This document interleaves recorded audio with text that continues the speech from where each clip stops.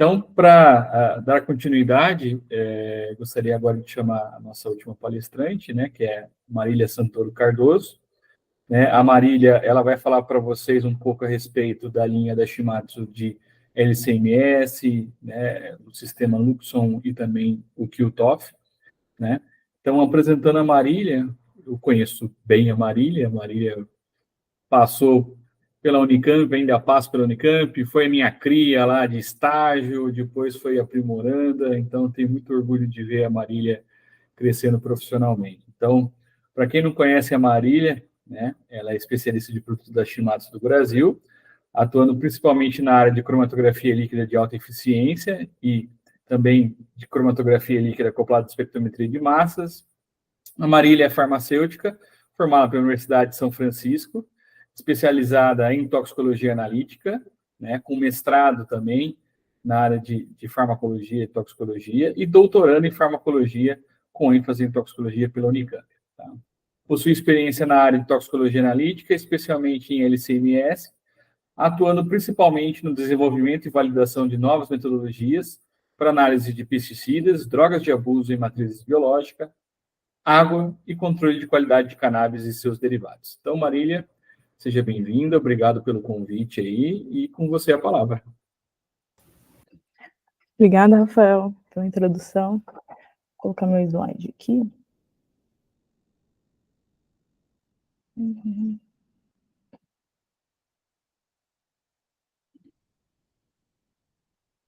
Está em tela cheia? Sim, perfeito, Marília. Perfeito.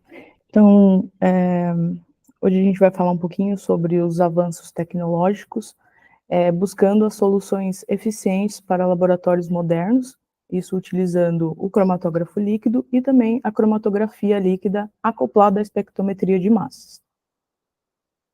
Antes disso, eu queria apresentar o meu time. Então, nós temos 8 pessoas no time.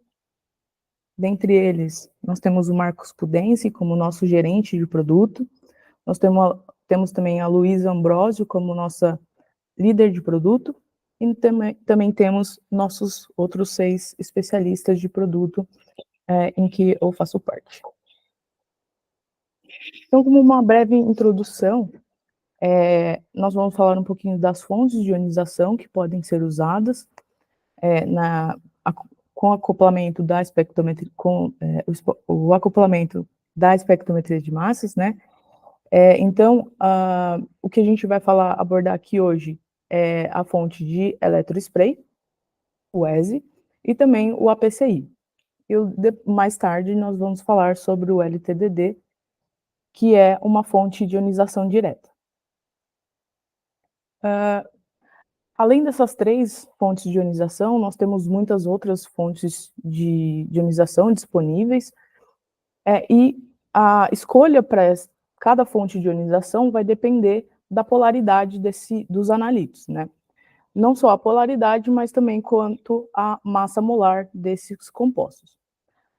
Cerca de 95% das nossas análises, elas são realizadas por eletrospray, mas aqueles 5%, nós temos que utilizar outros tipos de fontes de ionização. Vale ressaltar aqui que não existe um limite bem definido até onde a gente vai usar uma fonte de ionização para utilizar uma outra. Então, é necessário realizar testes empíricos para avaliar a eficiência de ionização daquele composto. Então, falando um pouquinho sobre a cromatografia líquida, então, a cromatografia líquida, ela vai basicamente fazer a separação dos nossos analíticos que estão na nossa amostra, e o espectrômetro de massas está aqui para fazer a detecção, né, desses analíticos. Falando um pouquinho dos analisadores, e agora falando especificamente do triplo quadrupolo, eles são formados basicamente por uma fonte de ionização. Temos também lentes em sequência, que vão fazer tanto a transmissão quanto a focalização desses íons para os quadrupolos. Em seguida, nós temos o primeiro quadrupolo, temos um segundo quadrupolo modificado, e é aqui que vai, chamado de célula de colisão. Aqui é onde vai acontecer a fragmentação dos nossos precursores, dos nossos íons, e também, em sequência, nós temos um terceiro quadrupolo e o detector. O que a gente consegue fazer? Quais modos de aquisição nós conseguimos fazer com esse tipo de equipamento? Então, nós temos o modo de aquisição SCAN, que é uma varredura, então todos os íons eles são detectados. Nós também conseguimos fazer o modo SIM, que é o modo Single Ion Monitoring, então nós conseguimos monitorar apenas um íon. E também conseguimos fazer o MRM, que é a monitorização de reações múltiplas. Além disso, conseguimos fazer a varredura de íons produtos, de íons precursores e também da perda neutra. Falando um pouquinho especificamente do MRM, que é dos modos de aquisição que a gente mais usa no triplo quadrupolo. Então, nós temos, no primeiro quadrupolo, uma fixação de um precursor. Nós temos um íon precursor sendo analisado. Na célula de colisão, esse precursor ele vai ser fragmentado, e no terceiro quadrupolo, a gente vai monitorar os produtos gerados desse precursor.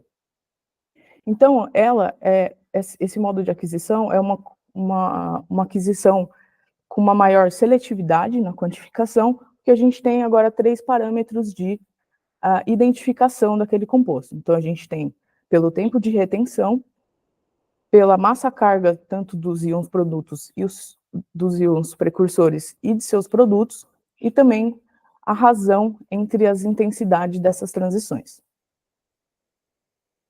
O MRM, ele também é possível selecionar íons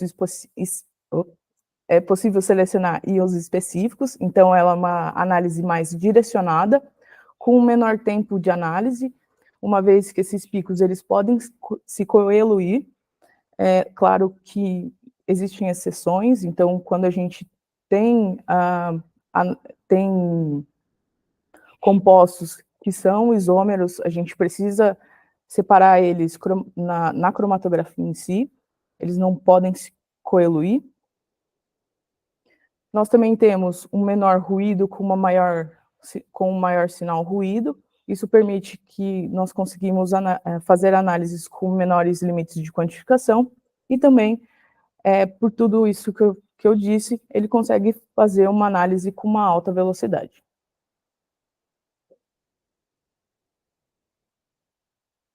Falando um pouquinho agora da fonte de ionização eletrospray, especificamente, como que funciona essa fonte? Então, a gente tem a amostra sendo eluída na nossa fase móvel, e aqui vai acontecer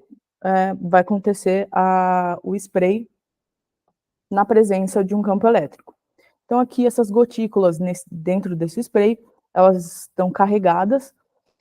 Então, nós temos o solvente com os analitos carregados, e a partir desse gás secante, né, essa gota ela vai ser dessolvatada, e aí, por repulsão das cargas dos analitos lá dentro, os íons que estão lá dentro, eles são ejetados para uma fase gasosa, que vão diretamente para o espectrômetro de massas. E onde que a gente consegue aplicar esse tipo de fonte de ionização? Um exemplo é a análise de águas. Então, essas águas podem ser águas potáveis, águas de afluentes, enfim, que precisam ser... na verdade, nós temos um regulamento, né, brasileiro, que precisa ser feito essa monitorização de algumas substâncias.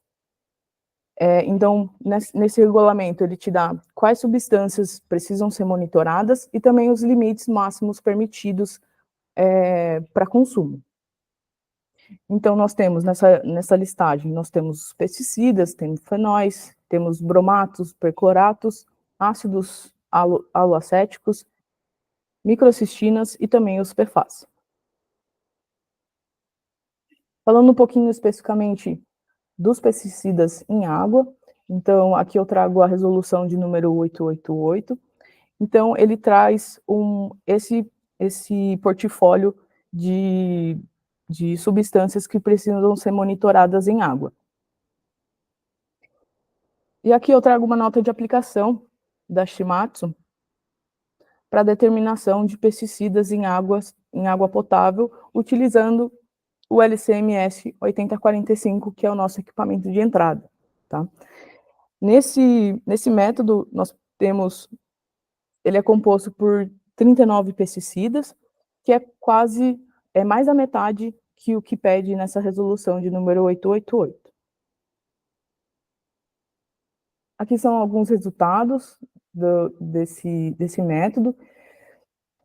Não foi possível colocar todos os 39 pesticidas, então a gente colocou alguns exemplos. Então, aqui tem os cromatogramas no limite de quantificação e também as curvas analíticas com uma linearidade maior que 999. Outra aplicação que a gente consegue com essa fonte de ionização, a eletrospray, são as análises de PFAS. Os PFAS são aditivos que são colocados em materiais, normalmente encontrados em plásticos, que estão presentes em toda a nossa cadeia, né? Então, é possível encontrar eles em tecidos, em comidas, em águas, e devido à sua natureza, eles têm um ciclo de vida, eles têm uma meia-vida muito longa. Então, eles têm um ciclo interminável. Então, eles vão passar do meio ambiente para os nossos alimentos, para as nossas comidas, e depois voltar para o meio ambiente. E por isso, além disso, quando nós consumimos esses tipos de substâncias, nós temos alguns tipos de riscos à saúde. Tá?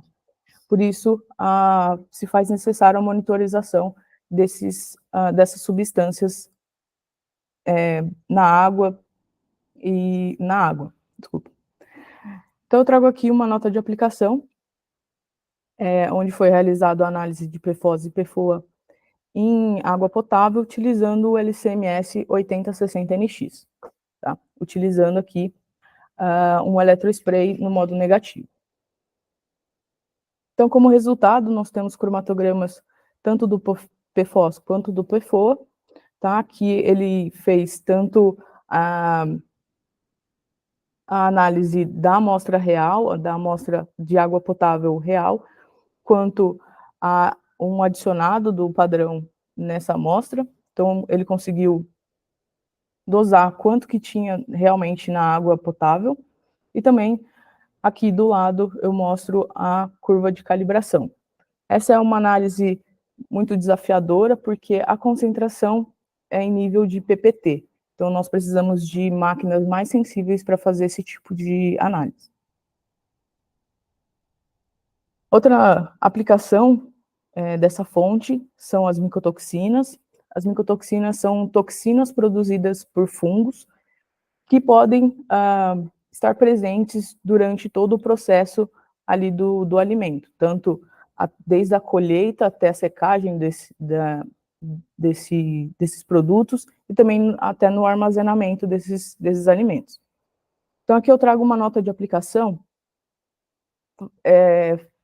sobre a validação, sobre um método para determinação de 18 micotoxinas em matrizes de alimentos usando SPE e o LCMS 8060, onde foi utilizado tanto a fonte eletrospray, como também o modo MRM, tanto no modo positivo quanto no negativo, dependendo da molécula sendo analisada. Outra fonte de ionização que a gente tem é o APCI, perdão. E como que funciona? Então, nós temos uma amostra sendo também eluída numa fase móvel. Há também a formação do spray. Esse spray, ele também é dessolvatado, só que a gente agora tem uma agulha corona aplicando uma alta voltagem nessas gotículas. Então, o solvente aqui, no caso, o solvente aqui, ele vai ser ionizado e o solvente vai passar essa carga para o nosso analito. Então, no final, nós temos os analitos sendo ejetados para a fase gasosa e, consequentemente, sendo levados para o espectrômetro de massas. Vale lembrar que o APCI tem uma ionização mais agressiva que o eletrospray e ele serve mais para compostos mais apolares, que são aqueles que não têm um sítio de ionização. Qual que é a aplicação para esse tipo de fonte? Então, aqui eu trago a aplicação das nitrosaminas. As nitrosaminas, elas são estruturas básicas, são moléculas altamente ativas, que são produzidas durante o processo de fabricação de alguns fármacos.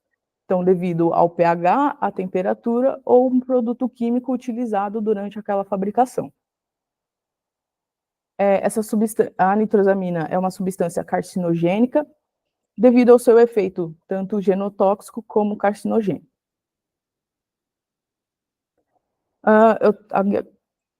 Aqui eu trago uma nota de aplicação na quantificação de 6 nitrosaminas em medicamentos. O medicamento aqui em questão é o losartana, utilizando o nosso LCMS 8045, tá? E utilizando nossa fonte de APCI. Então, como resultado, nós temos um cromatograma aqui de UV, identificando o nosso medicamento, e também, ao mesmo tempo, nós temos a análise das nitrosaminas, das 6 nitrosaminas sendo identificadas e quantificadas. Então, aqui nós temos baixos limites de quantificação utilizando a PCI. E que é importante lembrar que nós temos esses valores são menores do que foram expressos solicitados pela Anvisa. Uma outra nota de aplicação aqui, agora na quantificação de outras nitrosaminas, utilizando o LCMS 8060NX, também utilizando o APCI no modo positivo. Então, aqui nós temos as nitrosaminas no seu limite inferior de quantificação e também as curvas de calibração, dando uma boa linearidade para cada um deles. E aqui é importante ressaltar que os limites aqui da curva de calibração foram menores. Então, falando um pouquinho sobre a cannabis medicinal,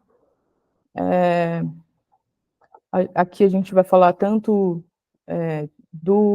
da cromatografia líquida quanto do LCMS utilizando o eletrospray, tá? Então, aqui eu trago um catálogo sobre os testes de cannabis e trazendo algumas soluções para os laboratórios, tá? Então, nós temos essa lista de métodos que podem ser trabalhados, né, no controle de qualidade de cannabis, que precisam ser realizados essas análises dentro do controle de cannabis, tanto para o produto final, quanto durante o processo do medicamento em si, ou do produto. Então, hoje a gente vai falar dessas 4, que é onde a gente vai usar tanto o HPLC quanto o LCMS. Então, a Shimadzu nós possuímos pacotes de métodos para cannabis medicinal, onde é composto por esses três tipos de análise. Então, primeiro, nós temos 10 canabinoides sendo analisados em 8 minutos. Nós temos métodos mais sensíveis, né, capazes de chegar a limites mais baixos, que foi adicionado até o THCV nessa lista, com uma análise de até 10 minutos. E também nós temos um método com uma alta resolução, então uma melhor separação desses analíticos. Então, nesse método, a gente tem 11 compostos sendo analisados em 30 minutos. Além disso, nós temos a análise de 16 canabinoides, que foi realizado pelo LC 2040 com o PDA. Então, aqui foram analisados 16 canabinoides em menos de 5 minutos.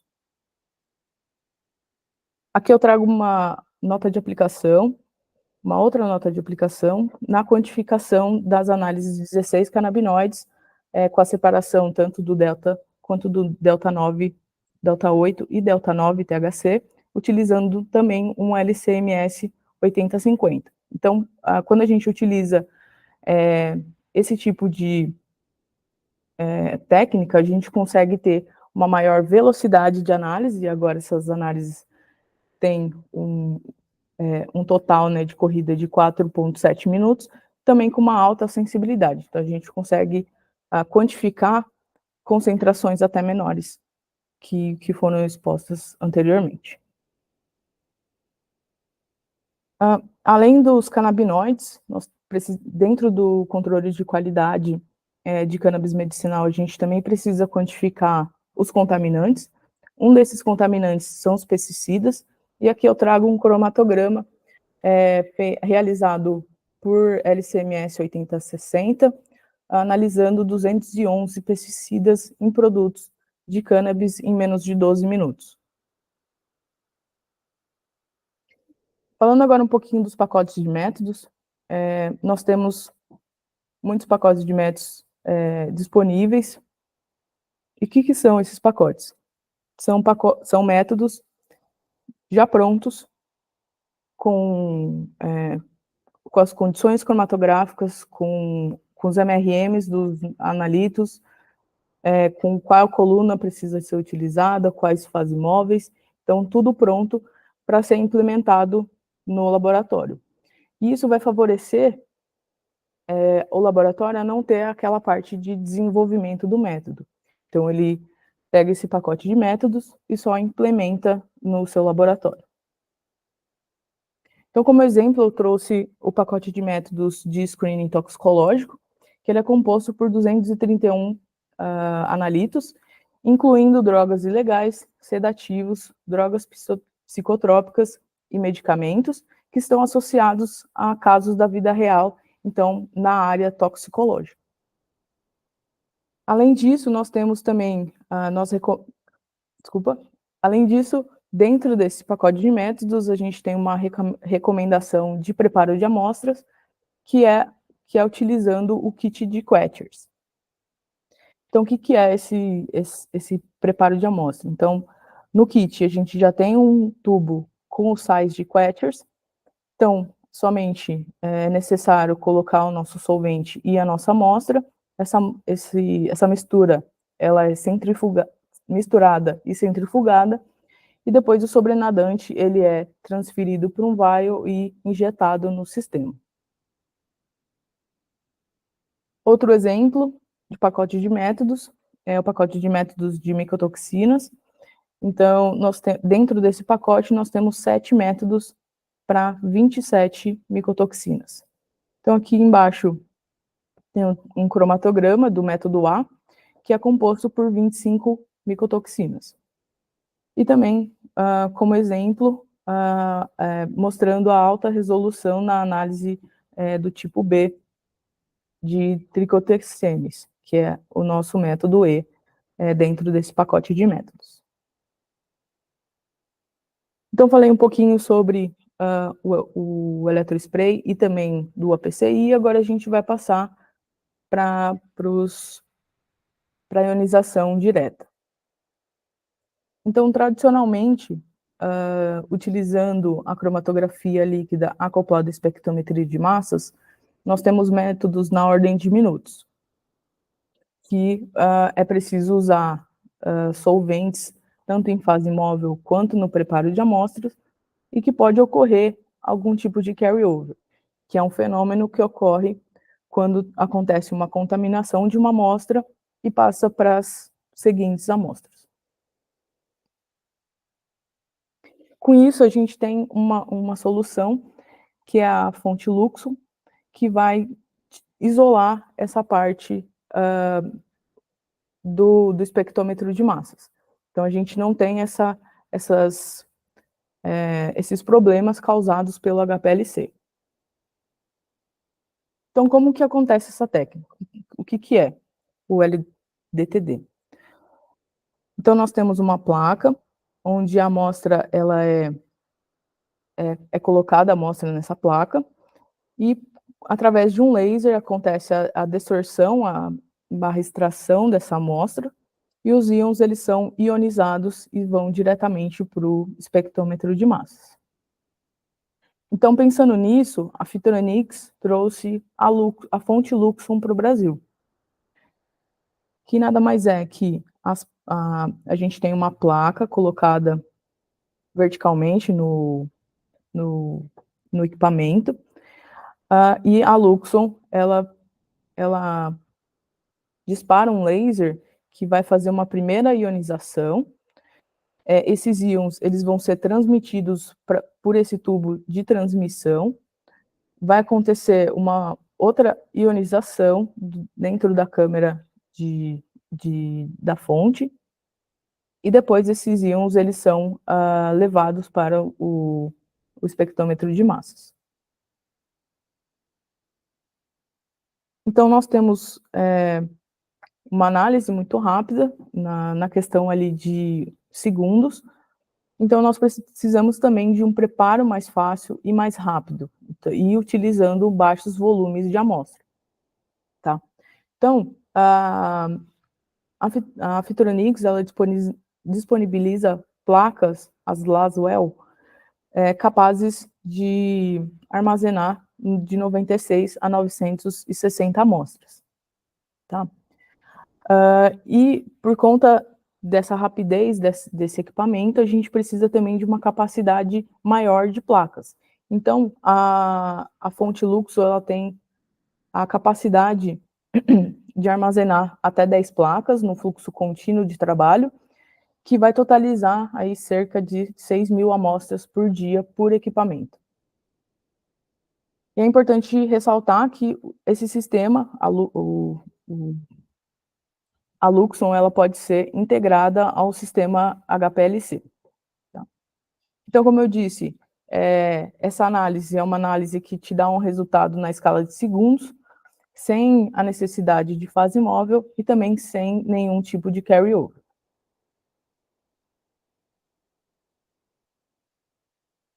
Então, a fonte Luxon ela é um sistema híbrido e exclusivo para os sistemas Shimatsu, tá? E a mudança entre os sistemas tradicionais de HPLC, LCMS para um LTDD, LCMS, ela é muito rápida, o que vai tornar a rotina mais rápida. Ela possui uma otimização do fluxo de trabalho com uma agilidade na entrega de resultados. Então, aqui nós temos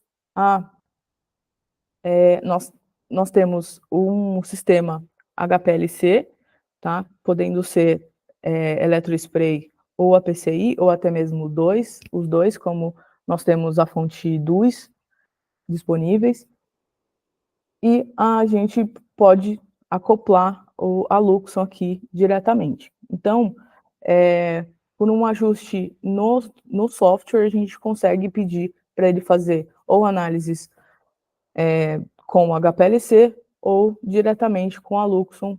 A gente não precisa desacoplar essa fonte. Tá?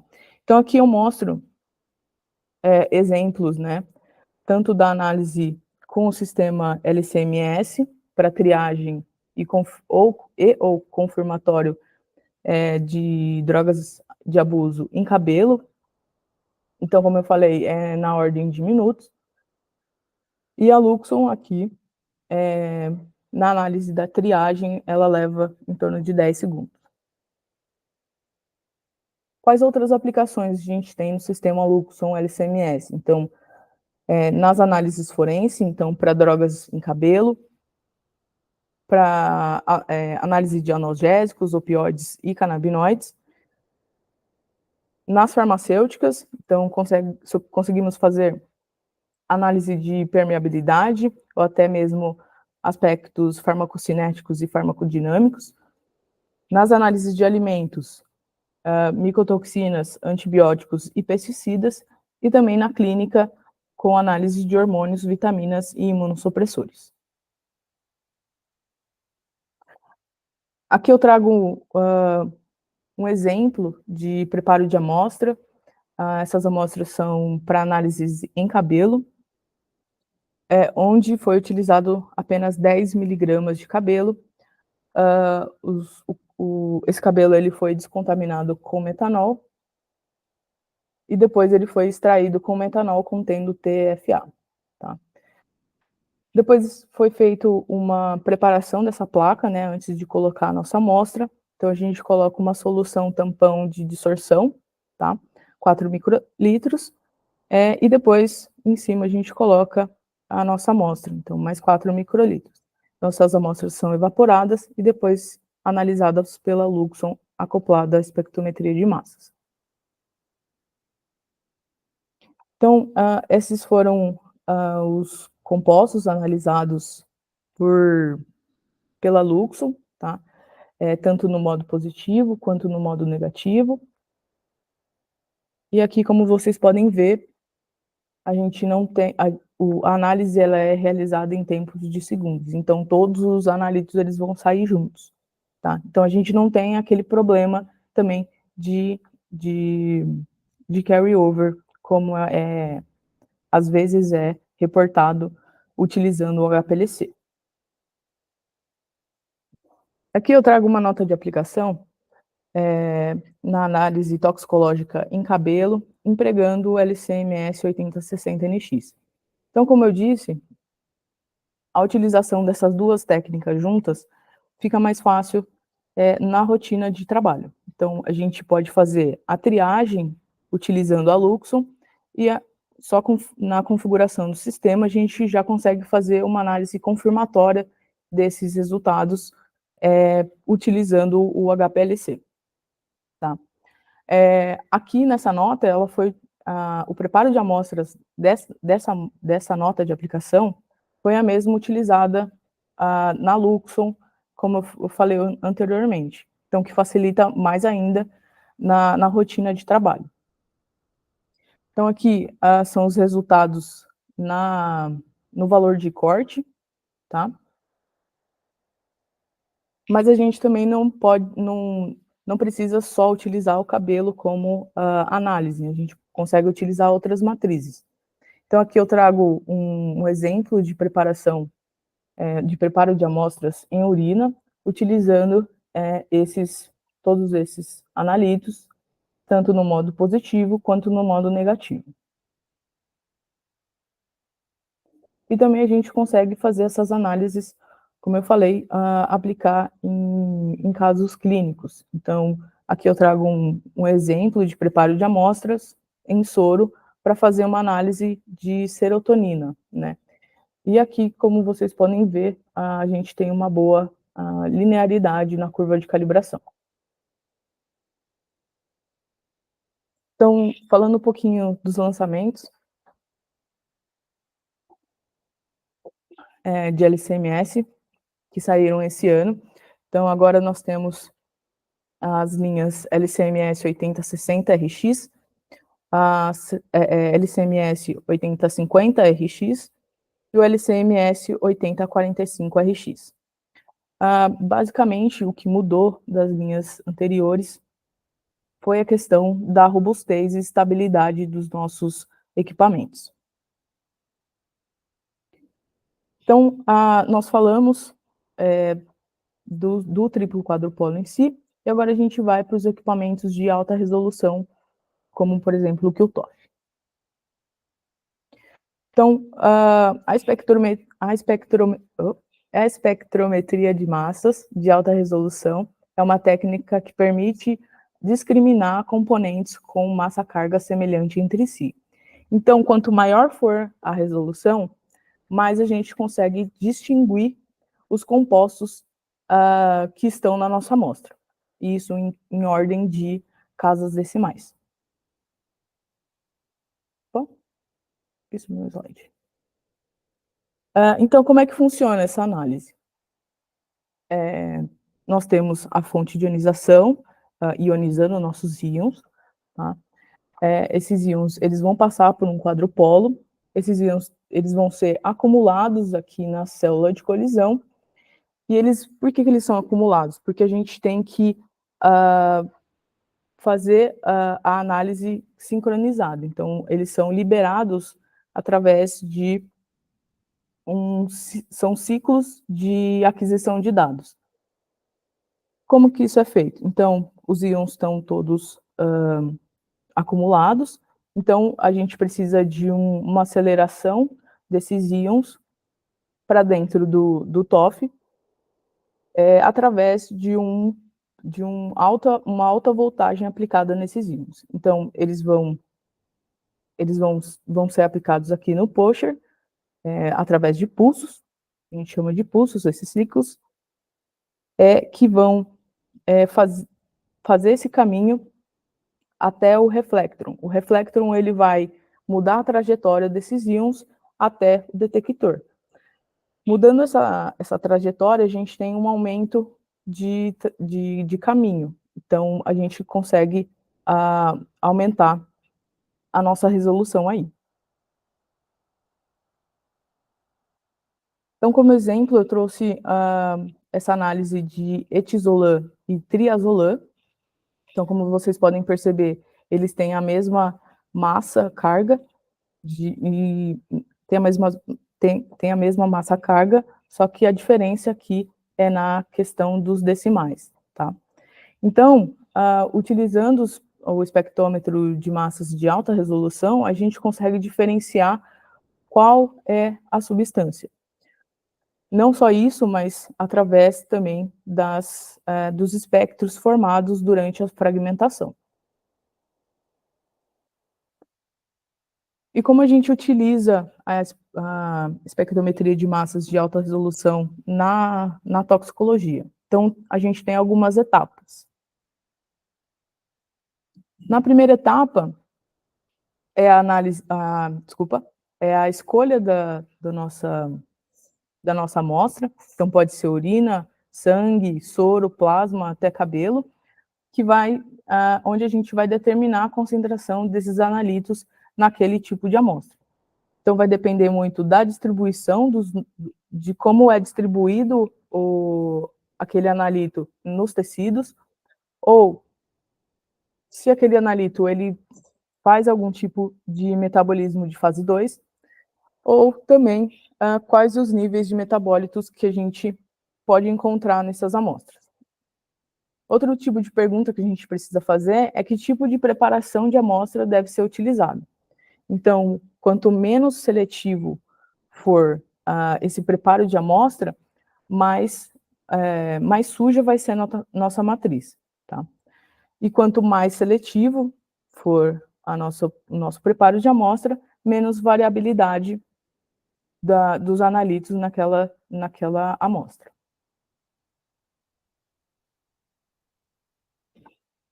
Uma outra etapa, a etapa de análise. Essa etapa, ela pode acontecer através de cromatografias genéricas, utilizando modos de aquisição como o DDA e o DIA.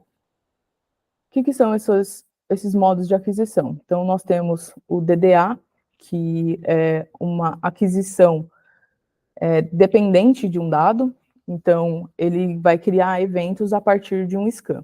Então, o que vai acontecer? O equipamento, quando ele começar a detectar um precursor válido, ele vai começar a fragmentar apenas aquele fragmento. Apenas aquele precursor.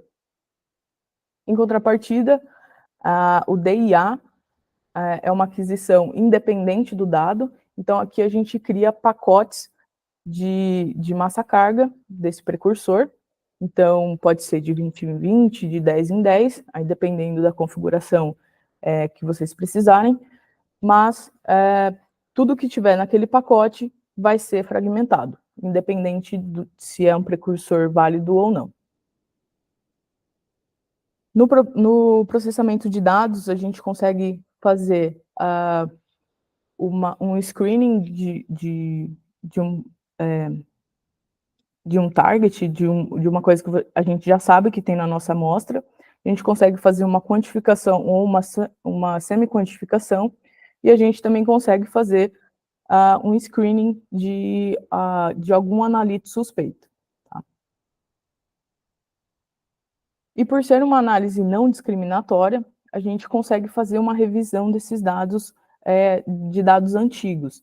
Então, podem ser usados, esse reuso, né, pode ser usado para novas drogas, sendo pesquisadas em dados antigos, ou até mesmo o screening, né, de drogas alternativas que a gente pode colocar depois para serem analisadas, ou até mesmo na investigação de causa-morte. Então, falando um pouquinho da estabilidade dos nossos equipamentos, então aqui foram feitos testes de temperatura, tanto no modo positivo quanto no modo negativo, onde foi oscilado, né, de 21 a 27 graus a temperatura da sala. Então aqui, e depois foi medido, né, o desvio das massas. Então a gente teve pouco desvio dentro dessa variação de temperatura. Além disso, nossas máquinas têm 60 horas de aquisição ininterrupta, sem a necessidade de calibração, tanto no modo positivo quanto no modo negativo, com um desvio de área de mais ou menos 1 ppm. Aqui eu trouxe uma nota de aplicação sobre o screening de compostos toxicológicos nas análises de sangue, utilizando o LCMS 9030, onde foi utilizado tanto o DDA quanto o DIA, tá, para fazer esse tipo de análise.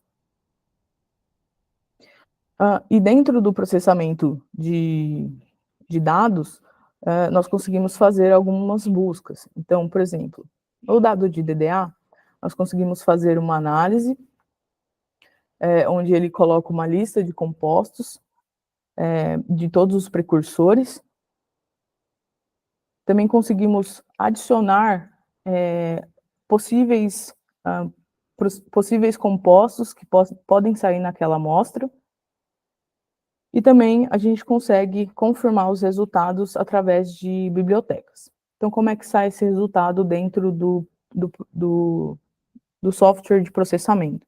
Então, aqui nós temos uma lista dos precursores válidos. Aqui do lado direito, nós temos uma lista que o analista colocou como possível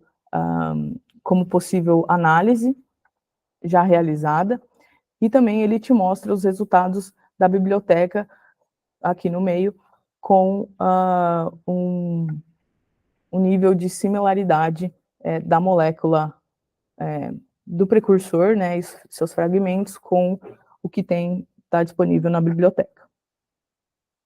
E nos dados de DIA, nós temos também a ferramenta Analyze, que ele vai te dar uma lista de precursores com uma convolução do espectro de massas, que pode ser identificado utilizando uma biblioteca, e também a gente consegue fazer a fórmula, ele mostrar a fórmula molecular para também ser identificado no sistema. Então, aqui do lado, eu mostro um espectro, né? Esse primeiro espectro é o espectro experimental, e esse de baixo é o espectro deconvoluído. Então, daqui, ele já mostra qual parte do cromatograma ele pegou esse espectro, então, essa faixa aqui, desse pico cromatográfico. Na deconvolução, ele mostra também a fórmula molecular do espectro deconvoluído, também mostra a similaridade. Então, tanto o espectro extraído quanto similar, ele é o que tem na biblioteca. E aqui eu trago também um artigo, né, na investigação in vitro e in vivo de metabólitos dos metabólitos que podem ser formados por um opioide sintético, desmetilmoramide, para propostas toxicológicas. E como resultado, ele obteu, né, ele observou que existem 6 possíveis metabólitos, sendo 5 deles sendo presentes no in vivo e 2 deles no in vitro. Todos eles acharam todos por via metabólica de fase 1 e nenhum de fase 2. E com isso eu encerro. Eu gostaria de agradecer a oportunidade também, e eu fico à disposição caso tenha alguma dúvida. Obrigado, Marília. Certamente você explanou muito bem aí a linha da Shimatsu do sistema de cromatografia líquida com múltiplos detectores, né? Achei fantástico essa linha Luxon, eu particularmente desconhecia. Acho que pode ser extremamente útil para várias aplicações dentro da toxicologia. Então, acho que tem muita coisa para a gente explorar aí, bem legal. Pessoal, então, dando continuidade agora, né, eu abro para o debate, né, eu convido aí também para participar o Bruno Santos, que é do Comitê de Jovens Toxicologistas, né, o Bruno é farmacêutico, né, Bruno? Correto? Não, ainda não. Ainda não? Toxicologista. Toxicologista, isso. Mas tem muita experiência aí com análises toxicológicas e certamente vai nos colaborar aí né, com esse debate, tá? Eu gostaria de perguntar inicialmente para a Isabela. Eu vi que na sua apresentação, Isabela, você começou mostrando um pouco da Shimatsu, não em termos de aplicação, mas em termos de projetos, de estrutura, né? Para deixar claro aqui para o nosso ouvinte, para o nosso, né, telespectador, a Shimatsu ela participa também de projetos, por exemplo, ela é aberta, por exemplo, para a comunidade, assim, para fazer pesquisas, por exemplo. Você tem algum pesquisador que muitas vezes está começando a carreira, não tem, né, muito recursos para projeto. A Shimatsu ela abre chamados para fazer essas parcerias de pesquisa? Ela abre a oportunidade, é bom deixar claro isso, porque aí a gente deixa o convite aberto para quem tiver interesse para conversar, porque a gente publica esses resultados, por exemplo, através de nota de aplicação, então às vezes é interessante a gente fazer uma parceria para publicar em conjunto alguma nota de aplicação, né? Então, às vezes a gente, aqui no CSC, que eu falei, que é o laboratório, né, que a gente tem o espaço, a gente tem os equipamentos, nosso laboratório para preparo de amostra. A gente recebe também, quando o cliente quer conhecer o equipamento, ver se o equipamento é adequado para aquela análise que ele está precisando, a gente recebe as amostras para realizar um desenvolvimento aqui e demonstrar depois o resultado para o cliente. Então, a gente também tem um formulário onde a gente pergunta para o cliente se, com esses resultados, a gente pode fazer uma parceria e publicar uma nota de aplicação. Então, é uma troca bem legal que pode ocorrer, sim. Interessante, isso é muito interessante e importante, né? Visto que inicialmente temos, né, são equipamentos que têm um valor agregado importante, né? Então, antes de qualquer pesquisador ou qualquer empresa, antes de adquirir, né, ele tem que saber realmente, né, para saber se para aquele propósito analítico, se aquele equipamento, qual o melhor equipamento para ele, né? E também isso, a gente conversa. Desculpa. Não, fica à vontade. Não, a gente conversa justamente para ver, entender, né, qual é o objetivo do cliente para aquela análise, para a pessoa, pesquisador, enfim, para aquela análise, para a gente entender junto qual é o melhor equipamento para atender a demanda, né, garantir a melhor eficiência e sensibilidade da análise. Então, realmente a gente abre essa oportunidade para todo mundo sair satisfeito, né? Não, sim, acho que é muito importante, né? E também pensando, né, carreira de pesquisador, tem muito pesquisador que está em início de carreira, ainda não tem aquela verba, né, muito recheada ali para comprar, né, equipamentos com valor agregado maior. E se ele tem essa parceria e consegue publicar, ele vai conseguir crescer juntamente, né, com parceria com a empresa. Acho bem interessante isso. Interessante. Agora eu vou fazer uma pergunta também para a Isabela relacionado à parte de GC, né? Eu vi que a evolução que a Shimatsu teve na questão de GC é fantástica, né? Então, e eu vi que vocês têm ali um sistema, né? Você deixou bem claro a questão do single quadrupolo e do modelo triplo quadrupolo. Eu fiquei com uma dúvida, Isabela. No sistema triplo quadrupolo, eu consigo trabalhar de todas as maneiras, todos os modos de aquisição, ou é só no modo MRM, assim? Ou seja, qual que é a diferença que eu vou ter nesse caso? Não, no triplo quadrupolo a gente consegue trabalhar com todos os modos de aquisição que a gente já trabalha no single quadrupolo, né? Que é a análise SCAN, que é uma varredura, naquele primeiro momento onde a gente está ainda otimizando, desenvolvendo um método para conhecer os nossos compostos de interesse.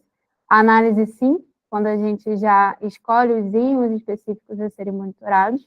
A diferença é que no triplo quadrupolo a gente consegue fazer a análise MRM, que é aquela análise onde a gente monitora a fragmentação, né, do íon precursor para o íon produto. Então, com essa fragmentação, a gente consegue ainda melhorar a sensibilidade em comparação à análise SIM, porque a gente elimina, né, diminui qualquer interferente proveniente ainda da matriz. Interessante. Então, assim, em termos práticos, é muito mais vantajoso você ter um triplo hoje em dia, né?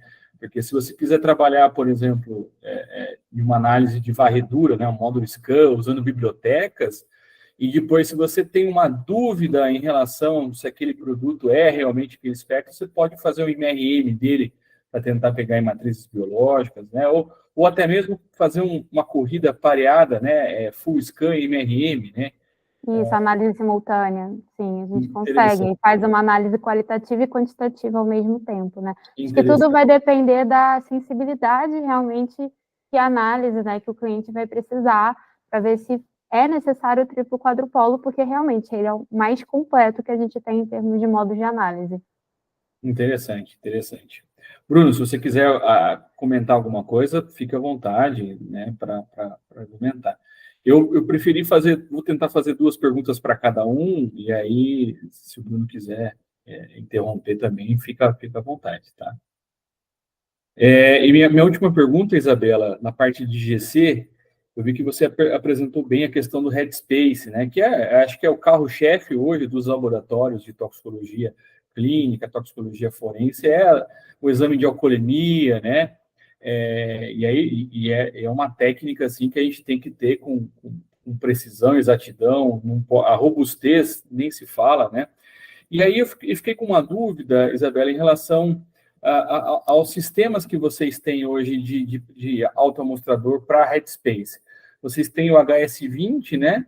E tem também o OAC 6000, né? Qual que é a diferença de Headspace ali, né, no caso do HS20 para o OAC 6000? Em termos assim de, né, um vai ser um Headspace estático, outro vai ser um Headspace dinâmico. Se você puder explicar um pouco essa diferença e quais são as vantagens, acho que ficaria interessante. No OC6000, que a gente chama de braço robótico, a gente pode trabalhar com os 3 modos de injeção, né? Líquido, Headspace e SPME. Nesse caso, o Headspace é estático, que é o que a gente chama o Headspace tipo seringa, né? E aí, no HS20NX, a gente só tem, ele é dedicado para Headspace. Só que como ele é conectado ao GC por uma linha de transferência, né, a gente pode ter o autoamostrador dedicado para injeção líquida. E se a gente estiver trabalhando com o Headspace do modo TRAP, que eu comentei que possui um material adsorvente dentro dele, para concentrar os compostos e depois liberar através de suação térmica, o TRAP funciona como uma substituição ao SPME. E aí, o Headspace, o SPME hoje em dia ele é mais utilizado quando você já está trabalhando com metodologias validadas ou com normas que realmente pedem o SPME, né? Então, o Headspace do tipo seringa, que é o que a gente chama do braço robótico, em comparação com o HS20NX, ele tem algumas desvantagens, como as que eu comentei na apresentação, a questão do forno para incubação, que a abertura do forno é por cima, então a gente acaba perdendo calor nesse momento de introdução do vial ali no forno, então a gente tem uns problemas de reprodutibilidade. O fato do Headspace ser ligado ao GC por uma linha de transferência curta e inerte, a gente garante que não tenha condensação dos compostos no meio do caminho, então a gente evita o carry-over. Então, em termos de vantagens, o Headspace, por ser também um sistema pressurizado, né, A seringa ali dentro do Headspace HS20NX, ela é pressurizada, então ao perfurar o vial, o septo, para coletar a amostra, a gente também não tem perda de amostra nesse processo de amostragem. Então, o HS20NX ele tem algumas vantagens realmente, então ele oferece maior reprodutibilidade, sensibilidade, com relação ao Headspace tipo seringa que a gente encontra no braço robótico. Interessante, interessante. Obrigado, Isabela. E agora eu vou passar as perguntas para o Marlon, né? Marlon, a minha primeira pergunta, Marlon, até uma curiosidade, você falou um pouco da especiação, né, na questão do ICP-MS, e eu vi que daí, para a especiação, a gente precisa acoplar um HPLC, né, junto ao sistema. Esse HPLC, ele é o mesmo sistema utilizado nos sistemas de LCMS, ou é um LC mais dedicado, específico, e o que mudaria nesse HPLC? Não, basicamente o mesmo, mas por a gente trabalhar com íons, normalmente a gente vai trabalhar com cromatografia iônica. Entendi. Então, muitas vezes o HPLC acoplado é o iônico. Aí a gente pode falar em questão de ter tubulações inertes por conta de corrosão e tal,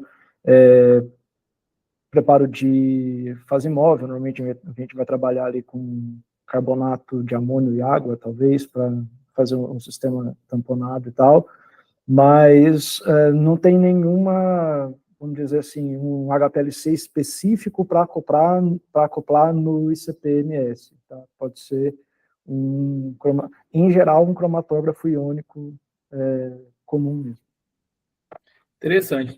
E em termos de preparo de amostra, o Marlon, se eu for fazer, por exemplo, uma análise de arsênico só por ICP, sem especiar, o preparo de amostra ele vai ser diferente se for especial ou não? O preparo em si é o mesmo?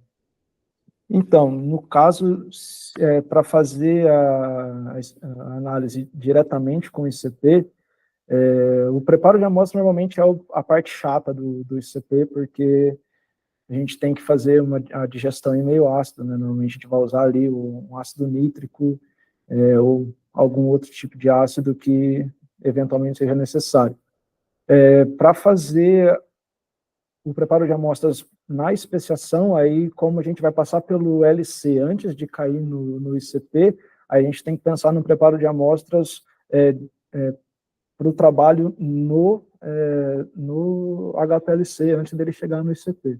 Então, se a gente vai fazer um preparo de amostras diretamente para a utilização do ICP, aí é basicamente o preparo de amostras para ICP mesmo, sobe no ácido, digere no micro-ondas, é o basicão, assim, ácido, micro-ondas, dilui para o pH ideal ali, normalmente fica ali 4% do ácido, e aí injeta. Só que aí, nesse caso, a especiação ela fica comprometida, né? Que a gente apesar do equipamento pegar massa-carga, só pela digestão, a hora que ele cai no plasma, atomiza e ioniza, a gente vai ter carga 1. Então, não adianta a gente colocar uma mistura arsênio 5, arsênio 3 e tentar observar uma especiação ali diretamente no ICP. Então, a gente tem que passar ela pela HPLC, que aí a gente separa as fases, e aí o preparo de amostras é para essa separação no HPLC. Interessante. Isso aí eu praticamente eu desconhecia bem, porque não é muito a minha área. Confesso que o meu sonho é trabalhar com ICP, tá no meu radar, mas eu preciso estudar um pouquinho mais, e que bom que você esclareceu bem essas questões. O que eu achei interessante na sua apresentação também, Marlon, foi a questão dos teores de metais, né, na cannabis, né? Por curiosidade, você chegou a ver quais são os metais mais prevalentes, assim, que foram detectados? Eu vi que você falou de alumínio. A questão aí é mais em relação a o que as legislações pedem para a gente medir, né? Uhum. Então, assim, eu não vi, pelo menos nenhuma nota de aplicação nossa ou nenhum artigo que eu já tenha visto de revisão fazendo tipo um mapeamento geral de elementos, o que tem mais, o que tem menos nas plantas de cannabis. Entendi. O que se fala muito é dessa capacidade hiperacumuladora. Entendi. Então, é interessante. Então, aí no caso, eu acho que isso vai variar basicamente qual a maior exposição da planta em determinadas regiões, né? Então, se você tem uma região que você tem mais atividade econômica, que tenha mais processo de mineração, ou, enfim, alguma coisa que possa expor a um certo tipo de metal mais do que outro. Então, é um negócio que acaba sendo meio regional, né? Certa região você tem maior exposição por conta de uma devida atividade X, em outra você tem uma outra exposição por uma devida atividade Y. O que basicamente o pessoal atendendo a farmacopeia americana se atenta quais são os metais que cada estado pede para regular. Então, em geral, são sempre os 4 mais pedidos, vamos dizer assim, arsênio, mercúrio, cádmio e chumbo. Só que existem tem estados que pedem para colocar outros, e tem estados que não, enfim, então é um negócio que varia mais assim. Agora, um mapa de o que é mais prevalente, eu, sinceramente, não li. Não, sem problema, sem problemas. E até assim, só que você citou aí, já faz muito sentido, né? Porque certamente são os metais mais preocupantes da toxicologia, né? Chumbo, arsênio, né? Cádmio. Então, enfim, são metais de extrema importância para a saúde pública, né? Então, eu acho que também, assim, é importante, então, dizer que o ICP-MS da Shimadzu, ele está atendendo a legislação em relação aos limites, né? Sim. Então, eu acho que isso que é importante, né?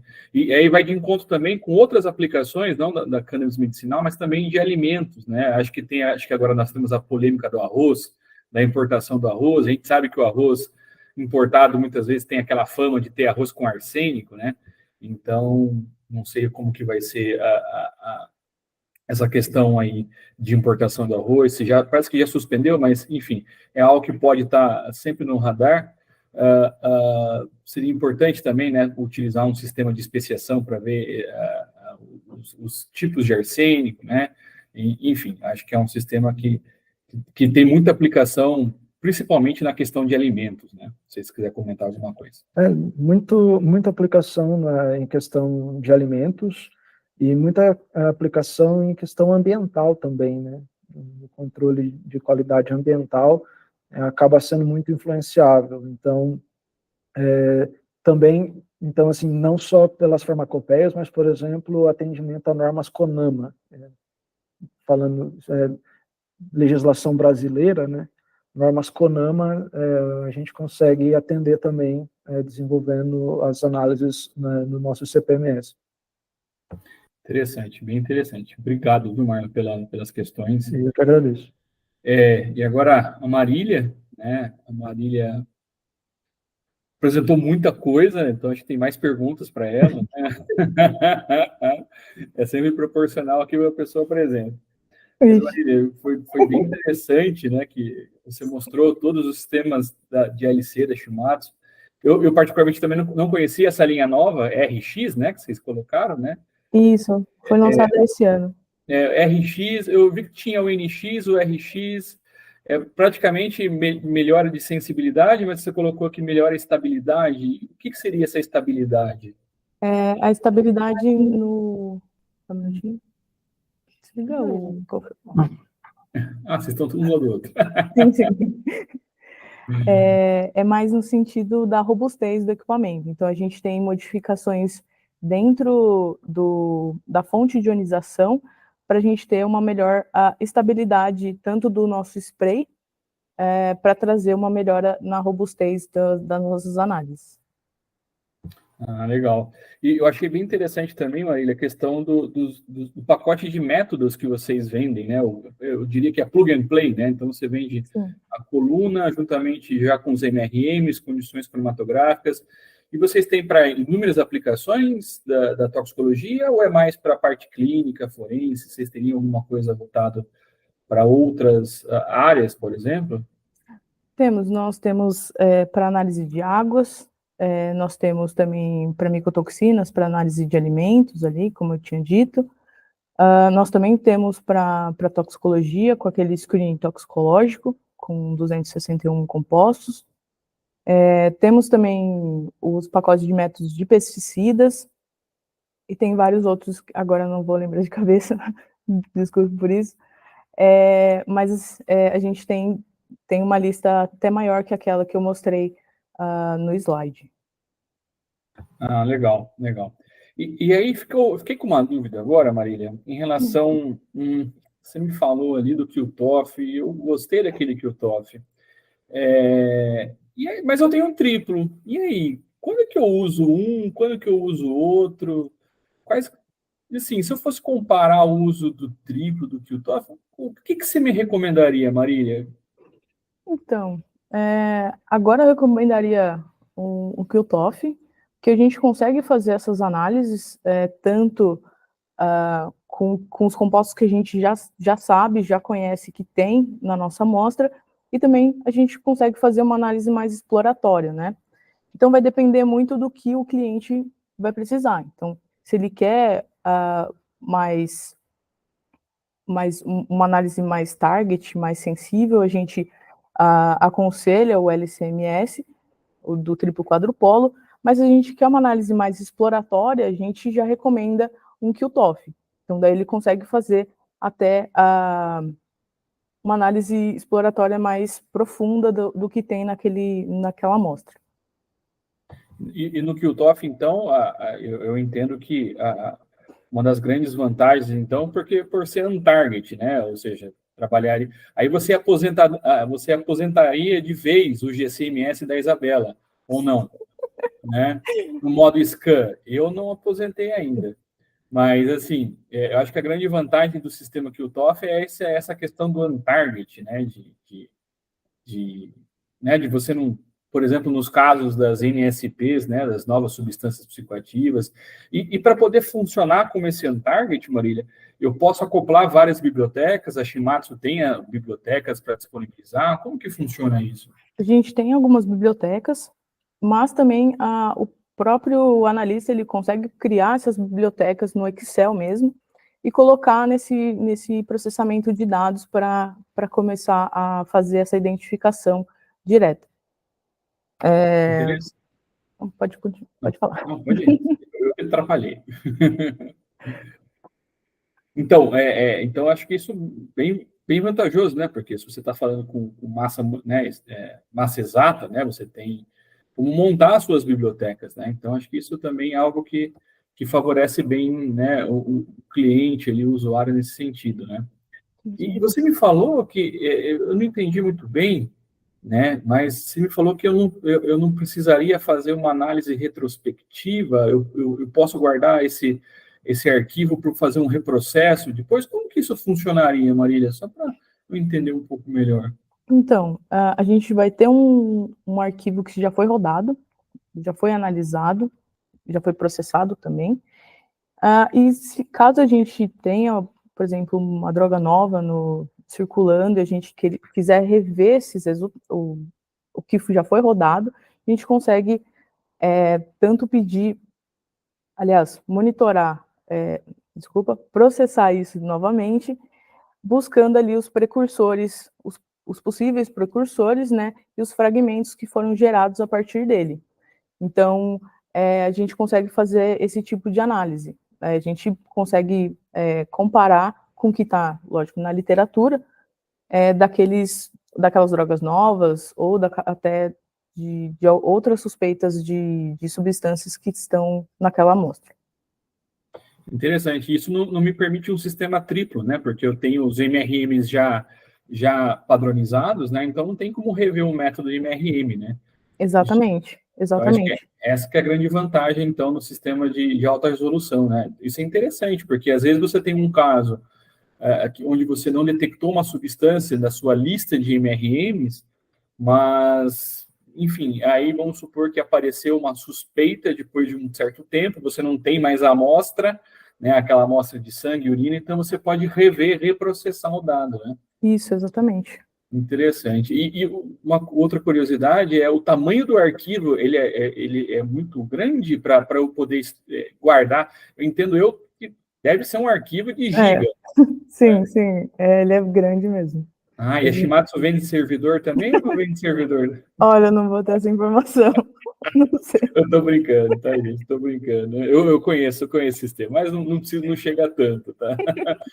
Mas é uma ferramenta que, assim, fantástica, que a gente precisa hoje. Eu acho que hoje laboratórios de toxicologia que trabalham principalmente com clínica, metabolômica, forense, até mesmo a parte farmacêutica de impurezas, né, de resíduos, ter um sistema que o TOF eu acho que é imprescindível hoje. Então, eu concordo bem com você, Marília, dessa questão aí do que o TOF para essas aplicações. Tá?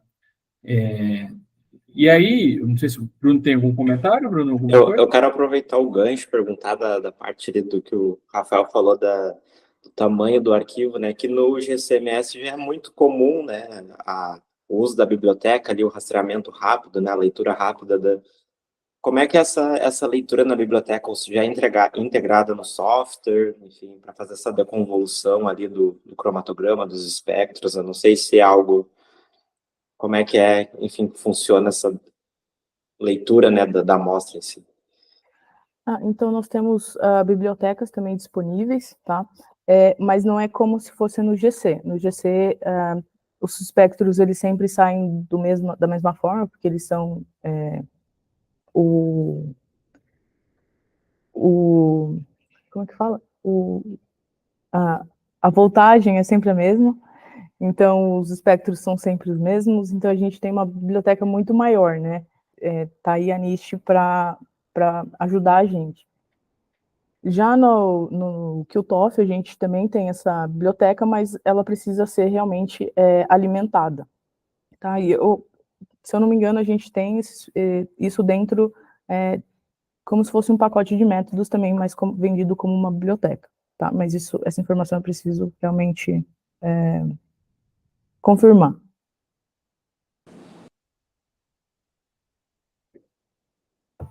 Beleza. Mais alguma coisa, Bruno? Ou não? Tranquilo? Por enquanto, ok. Beleza. Então, eu queria pegar o gancho que a Marília falou, mas só para aproveitar para falar que no GCMS, se for questão de desenvolvimento, na pesquisa, enfim, a gente consegue alterar a voltagem de ionização também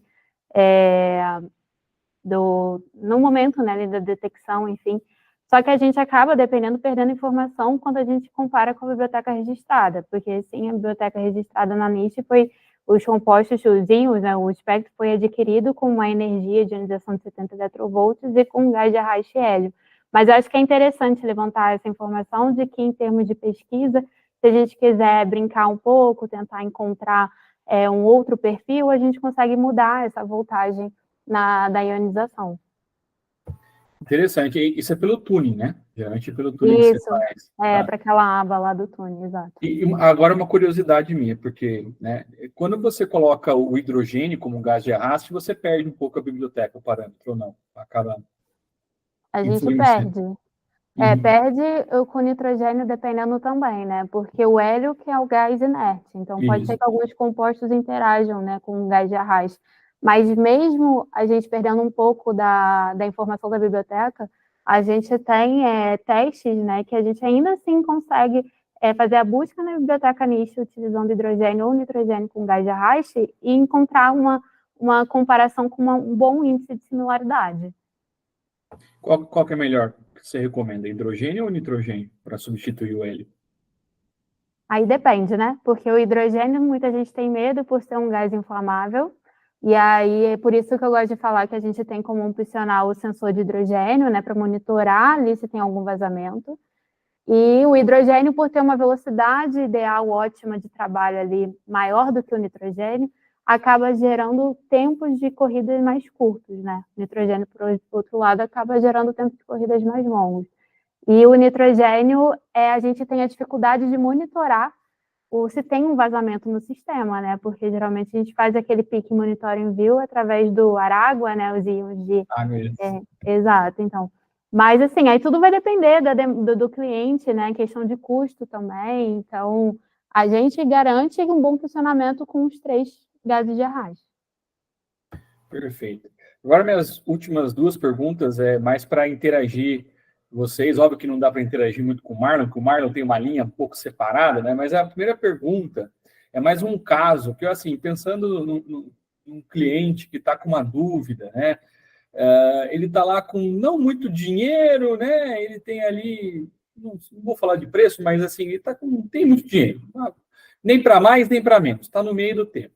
Ele quer montar um laboratório de toxicologia para detectar drogas de abuso em matrizes de urina e saliva, por exemplo. Para onde que esse cliente ele deve ir? Ele deve ir para o LCMS ou ele deve ir para o GCMS single? Aí eu deixo para vocês discutirem qual que seria a melhor opção, né? Ou se a Shimatsu faz um bom desconto e leva os 2. Essa parte aí de preço a gente não pode falar. Um bom desconto leva os 2 é bom, né? O combo paga 1, leva 2, mentira. Mas eu acho que tudo vai depender exatamente dos compostos, né, que ele quer analisar. Como eu falei, para a cromatografia gasosa, os compostos têm que ser voláteis, termicamente estáveis, então eles têm que ter baixa polaridade, baixo peso molecular, porque na cromatografia gasosa a gente precisa vaporizar aquela amostra e os compostos voláteis serem introduzidos na coluna. Mas a gente tem, como eu falei, alguns processos, né, de pré-tratamento, como a derivatização, que é comum nas análises de droga, mas isso envolve também um maior custo durante o processo de preparo e mais tempo também, talvez, do preparo. Agora, em termos de equipamento, eu creio que um single quadrupolo, dependendo, é suficiente. A gente tem que ver qual é o grupo de drogas que o cliente quer analisar, para a gente também conferir o valor de corte que ele vai precisar, né, o limite de detecção que ele precisa, a sensibilidade que ele precisa na análise. Mas, geralmente, urina e cabelo, né, que são matrizes mais limpas do que urina e saliva, desculpa, que são matrizes mais limpas do que cabelo, aí sim o quadrupolo talvez seja o suficiente, mas tem que levantar toda essa questão, né? Pensar no preparo de amostra, enfim. Estou defendendo o meu. Vai, Marília, deixa para você. Então, deixa eu defender o meu, então. Boa. Então, já usando, eu não sei falar de preços, né? Qual que é o valor de um e de outro, não vou saber falar essa parte. Mas com o LCMS, a gente consegue analisar, além dessas drogas de abuso, a gente consegue fazer análise variada. Então, assim, ele pode comprar esse equipamento e utilizar para outros tipos de aplicação. Então, para pesquisa, para um serviço, as possibilidades são inúmeras. Então, como eu falei, utilizando a espectrometria de massas, a gente consegue utilizar as fontes, por exemplo, a PCI ou o eletrospray, e o eletrospray é 95% de todas as análises, qualquer análise que vai fazer, a gente vai usar primeiro o eletrospray. Então, e aquelas que não são feitas por eletrospray, a gente consegue fazer por APCI. E assim, a Shimatsu, além disso, ela tem também tem as fontes separadas, né, mas tem as fontes juntas, o que vai facilitar ainda mais a vida do analista. Então, dependendo também da concentração, né, que esse cliente ele precisa chegar na matriz, a gente até consegue ofertar os equipamentos de entrada. Então, ou até mesmo, se eles precisar de níveis mais baixos, a gente oferta os equipamentos com maior sensibilidade. Então, essa é a minha deixa. Ótimo. Então, dá para se virar com os 2, né? O importante, assim, aí esse problema vai ser do dono do laboratório, né? Exatamente. Então, vocês têm a solução, né? Então, cabe ao cliente decidir. Mas acho que são bons argumentos. E para não ficar, né, assim, achando que está fácil a vida, eu vou passar para o Marlon a mesma questão. Só que você não tem ninguém para debater, né? Então, vamos lá. Ô, Marlon, e aí, o que eu devo utilizar? Um ICP-MS ou uma absorção atômica? Eu tenho a mesma situação, eu não tenho muito dinheiro, nem para mais, nem para menos. mas eu tenho que monitorar alguns tipos de metais, né? Eu tenho que monitorar ali o arsênio, eu tenho que monitorar ali o chumbo, o mercúrio, esses três. Esses três são os mais importantes para mim, assim. Eu não tenho um volume de amostra muito grande. Eu vou ter 100 amostras por semana. O que você me recomenda? O que é mais viável?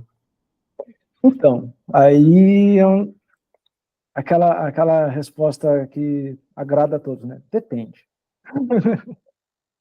Mas a grande questão é a seguinte, se a gente for pensar em absorção atômica, a primeira coisa que a gente consegue destacar é que a absorção atômica a gente pode trabalhar em dois modos, ou o modo chama, ou o modo forno de grafite. Se a gente for trabalhar no modo chama, os limites de detecção eles são mais altos, então você vai trabalhar ali ppm e ali um alto ppb. Então, porque depende do limite de detecção que você precisa atingir. Se você precisa atingir um ppb baixo ou ali na região de ppt, aí a gente já exclui absorção atômica modo chama. A gente aí vai estar trabalhando com forno grafite ou ICP.